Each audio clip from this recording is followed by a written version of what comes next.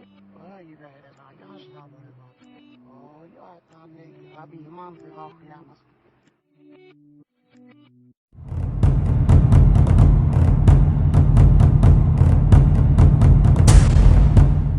Hello guys, welcome back to Boxing with TT, and today we're going to be talking about the ladies man, Mr. Jem Mace, okay?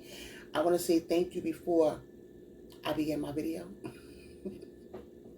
I want to say thank you and welcome back to our channel, okay?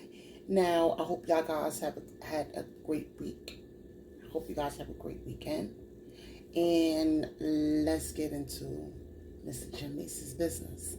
Now, Jem Mace was born 1877, but he had AKA, and one of his AKA is James Jem Mace, and then he was also known as the Gypsy, okay? And Mr. James Jem Mace was born April 8th, 1831 in Beeston, Norfolk, England. And then November 30th of 1910, he passes away in Durham, England, okay? And then his settings take place in England, USA, Australia, and New Zealand. Now we're going to get into his background. His father's name is William Mace, and he works as a blacksmith. His mom's name is Anne Ruth Mace, and he is the fifth of 8 children. There is no younger background information based on him. It is stated that when he was 14 years old, being that he couldn't read or he couldn't write, he fell in love with the violin, okay? He knew how to play some dang on violin. And these men tried to attack him for his violin. And Mr. Young Jem Mace wasn't letting that go at all. So he did what he had to do, okay? And then at the age of 18, he decides that he wants to box in expedition matches, okay? So that's what he does. He is 5'9", and he weighs between 137 to 170. And see, he did that because he learned how to manage his weight so that he could get what he wanted later on down the line, okay? And then it said that Mr. Mace was kind of busy out here, honey. Mr. Mace had 14 children. He had 5 spouses. He had 3 wives. 2 was polygamy. Can't pronounce that word. Save my life. Sorry, y'all. And then he is also a 3-time great granddad. Okay, so Mr. Mace was Mr. Mace was doing the damn thing out here in these streets. Okay, and then let's jump into his boxing career. So it is stated that he has about 37 bouts, 3 indies or 3 no contests, 5 losses, and 5 draws. And now he debuts in England 1845, and he KOs Sidney Smith. He goes on to KO Mr. Charles Penfold. He goes on to lose April 17th, 1850 to John Pratt in the 50th round. And then he comes back to redeem himself by KOing Tom Brewer. And then he KOs Bratton Smith. And then he KOs John Pratt January 1st, 1851. Now, I will say that the list goes on and on and on and on, but I wasn't going to do that to y'all, okay? I'm never going to do that to y'all. I'm never going to do a video where I'm just going to be sitting here reading bout for bout, because some of these men, y'all, they got, it's long, okay? They list is long, and I just be sitting here I'm be reading all dang one day long. Y'all, I ain't gonna do that to y'all. People gossip too. I ain't gonna do that to y'all. So in the USA, his debut is it's stated that it was with Tom Allen, but no, it's actually Bob Slack, okay? And this takes it back to 1855, okay? So October 21st, 1855, he defeats Bob Slack. February the 17th, 1857, he defeats Bill Thorpe, sorry. And then he loses to Bob Brittle. And then in September 21st, 1858, he wins to Bob Brittle. And then January 25th, 1859, he wins to Posh Price. February 21st, 1860, he defeats Bob Travis. September 3rd, 1897 is his last match. And this is a draw against Mike Donvana. I think he has a cool freaking name, Mike Donvana. Mike Donvana to the ring, ladies and gentlemen. I think that's freaking cool. But once again, that wasn't, I didn't put down every match that he had in the USA because once again, we will be here forever. Okay? Now, we're going to get into the championships that this man possessed. And see, remember when I told y'all that he would shift his weight between 135 pounds to 170 pounds? Well, this is why Mr. Mace did what he did, okay? September 30th, 1860, while he's still in England, he wins the English middleweight title from Bob Brittle by a KO, okay? He then turns around and defeats Sam Hurst by a KO June 8th, 1861, and he wins the English heavyweight title. This is why he shifts his weight from 130 to 170, okay? He then turns around and he loses it November 26, 1886. He loses the English heavyweight title from Tom King. September 1st, 1963, he wins the English middleweight title from Joe Goss. They have 2 rematches and they were set, and Mace kept the belt. May 10th, 1870, he defends Tom Allen to retain the English. And when he goes on to start this rematch, he doesn't just retain his belt, but he wins the world heavyweight title from Tom Allen. And then he has a rematch, and then a draw is against Tom Allen, May 11th, 1871. Okay. November 30th, 1871 in Mississippi, St. Louis. Please keep this in mind. Okay. There is a match against Joe Corbin, and this match is a draw. And for some strange reason, even though it was a draw, it was still an attempt on my man's life. They tried to off him. Okay, on this particular night in Mississippi. February the 7th, 1890, he loses the English heavyweight title against Charlie Mitchell. And then February the 24th, 1863, he wins the Wyndham Gold Cup trophy, okay?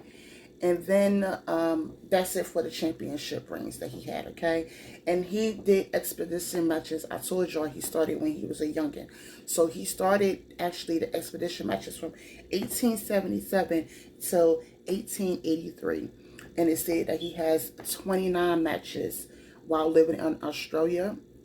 And they said that by him, you know, carrying on with these with the exposition matches, that he was the one who helped pave the way for boxing gloves to become accepted, okay? And now we're going to get into his business inside of the boxing ring.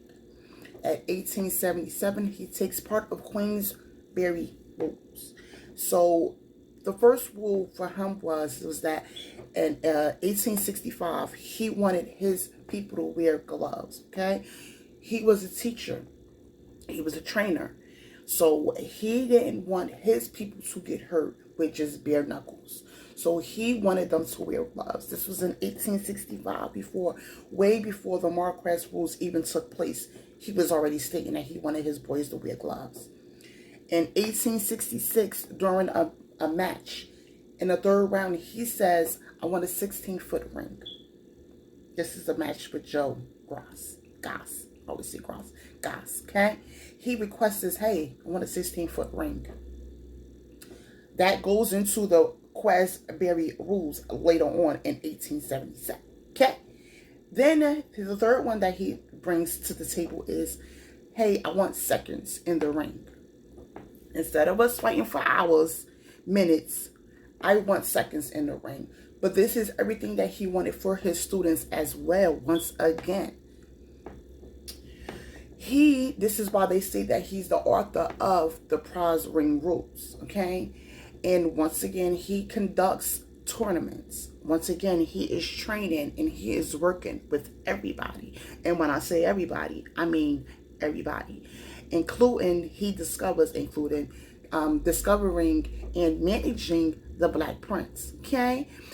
And he manages the Black Prince in Australia in Jem Mace's school. Now, if y'all remember, I told y'all that Jem Mace went to the school. I mean, that the Black Prince went to the school of Jem Mace. If you don't know, go to the Black Prince. And I told y'all in that video that Jem Mace had a school. Okay? So that's the school that this man went to. That's why the Black Prince was a beast like that, because he studied from Jem Mace. Okay? Even though, you know, they wasn't with that back then, but Jim did not care. Jim didn't care. And we're going to talk about that when I give my opinion, okay? And then he welcomes another Black boxer who is definitely on the list. He welcomes Sam Longford to a national sports club. And he lets him get the a shot for the belt, honey. He had no qualms. He was not worried about none of that stuff, okay? He respected all people, period. But I gotta pause on that, okay? And then they say that he started off with bare knuckle fighting in expedition boots, and he ends up booking glove matches or glove booking, okay? He discovers another future champion by the name of Bob Fitzsimmons, and of New Zealand, okay? Now let's get into his business outside of the box. Now he plays, remember when I said that he loved his violin? He was so wicked with the violin, he plays on Broadway, okay? And then it stated that he had put out maybe like 2 songs. This man did a lot. When he played the violin, the 2 songs is called Cuckoo Song and the Black Javen Song. And this was in London on Broadway. And after he performs, they say he walk around, he was posing shirtless. He was walking around shirtless for the ladies, okay? And then they said that he ran a hotel in Birmingham, Australia. It stated that he had his own pub, of course. I don't know if this was before or after, but he was a proprietor of a bar in Liverpool, New England. He had a salon in New York. He worked with Pablo Franek, Britain's first black circus owner, and then he branched off to get his own circus going, okay? And he was an inspiration song for the Beatles, the freaking Beatles, y'all.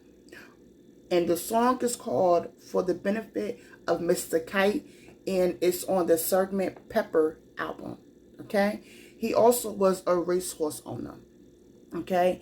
And then he also had a role in the 1870s play As You Like It on Broadway, okay? In 1866, he was a proprietor of the Strawberry Garden Park, and this park features boxing, running, bowling, jumping, and wrestling, okay? So my man was busy, okay? Now let's get into the achievements. Now, if that wasn't enough for you behind, okay? He has the longest boxing career to this day. And this source was, well, they were speaking about as of 2000, and I think it said 2010. But as of 2010, this was the only person that had the longest boxing career still standing in the history, okay? And I don't see no updated one. In 1908, he did an autobiography titled 50 Years a Fighter, okay? So if you want to read his auto, it's called 50 Years a Fighter, okay? He is inducted into the Ring Boxing Hall of Fame of 1954. He's inducted into International Boxing Hall of Fame in 1990. He is inducted into Australian National Box of Hall of Fame in 2014. Now, I'm not going to jump into it all, but I will give y'all some of his scandals that he had going on. Now, I already told y'all that he was a lady man's about the children and the baby mamas. Now, if y'all want me to give y'all that part of the scandals, I will give y'all another video. But if not, then we just going to stick to this right here. Besides him being a ladies man, he was jailed 8 times. Due to fighting in England because this was illegal. You still cannot walk around in bare knuckle, people. It was still illegal. He is considered to be the father of modern boxing, but Hollywood said, absolutely not, sir. You do not fit that bill, okay? But the street said, yes, he is. He is the modern father of boxing, okay? And then it stated that he gambled away his finances after one of his wives passed away. I don't know if it was the second wife or the first wife, or if it was the second wife that passed away. Because I told y'all he was married 3 times, y'all. But he was married at the same time. Yeah. So I don't know which wife passed away, but after one of his wives passed away, he started gambling, and they said that he went homeless, y'all. He went penniless and homeless, okay? But before we get to that part right there, in 1871, a murder attempt was placed on his life after fighting Joe Gaz. Some thugs attempts to shank him up. I mean, I don't know if they tried to shank him up or they tried to pow, because they said pow, pyum was flying all up in the atmosphere. And then they said that in another part that somebody tried to shank him while he was doing referee work. So yeah, I don't know. At 1910, he settles on a abandoned farm boxing booth operation, okay? So the farm is right here, and the boxing operation is maybe like right there. And he could just sit right there and he just be chilling, okay? And then after the wife passes away, this is where they said that he gambled his money up, or he exhausted his benefits, his funds and stuff, and he lives life as a street musician, still in Gyro. And then he sadly passes away from natural causes or from bronchial troubles. And if that man was still alive today, that man would have been worth $100,000 in today's money. Okay, now I'm going to try to give y'all my thoughts about this man's career. Awesome career. If the bouts is valid, I tried to go on a different web page to see if the bouts was different. No, I mean, it was one bout that said that he had 1 match, lost 1 match, KO 1 match. No, he didn't have no KOs. It's like, dude, no, that's not accurate. So I kept on searching, and yeah, that's how your girl found all the smoke. If you want all his smoke, don't worry, I'm gonna start including the bouts inside my videos, because y'all probably be like, she probably just not want to write down all the bouts. It's too many. It's too many bouts. They got too many, they ain't going bouts, okay? Now, as far as his business, I think he did an awesome job with being able to see, because some of these stuff that he was doing with the salons and the hotels, some of these was before the boxing and some was after the boxing, okay? And when they say that he gambled away his money, I think he gambled his way on racehorses. Why? Because he was a racehorse owner. He wasn't scared to do no time, but who want to be gambling away? Like, what else could you gamble your way in back then? I don't think he was part of like the actual like card Las Vegas type scenario. I think he gambled his way with horses. I do. I don't know. When I was saying that he had a racehorse, that he was a racehorse owner, gambling racehorse, that was big back then. That was big money back then. That was big money even in the 1960s. That was big money. 1950s, that was big money. So I think he gambled his way on. I think he gambled on horses. And I think once the wife passed away, that probably was one of the wives that he really, really, really, really did love. He probably loved them all. But that wife probably meant, you know, more to him. Not trying to be, trying to say it in a nice way, y'all. That wife probably meant a lot to him, you know, and that probably hurt him, and that's probably why he probably wound it up, you know. She probably was the foundation that was probably putting her foot down. No, you're not about to be doing all of that. No, you're not. Sit your behind down. She probably helped him keep that money at the float. And shit. But there ain't no telling, he had 14 children, y'all, so shit. I don't think he just went broke gambling, y'all. I think he got 14 children and he got 5 baby mamas. And you married 3 times, sir? Yeah, you had to get saloons and Broadway and pubs and bars and circus owners. Yeah, because you got a lot of children. You got 14 children. Before 1900 popped in, you got a lot of kids, sir. Yeah. Okay, so now as far as his business in the inside of the ring, he knew exactly what the heck he was doing. Mr. Mace was creating magic in the ring and outside the ring and behind the ring ropes, okay? He didn't want his people to get hurt. He wanted his students to fight in a particular way, and he laid that foundation down for his students to fight in that particular way. So, once again, he was making magic, or he was still playing that violin just so lovely and so sweet. I love you play the violin. He was playing that violin nice and good, and he was like, you know what? I don't want my boys to get hurt. I want them to have a ring. I want them to have gloves, and I want them to have seconds in the ring. Ain't nothing wrong with wanting better for your students. Ain't nothing wrong with that. Ain't nothing wrong with that at all. They was mad at him because he messed with the black folks. They ain't bothering him. They gaining him. They giving him. They making him more money. I don't care what color they are. If they want to learn how to box, if they interested in boxing, I'm going to box them. I'm going to train them. I don't care. I don't care what you say.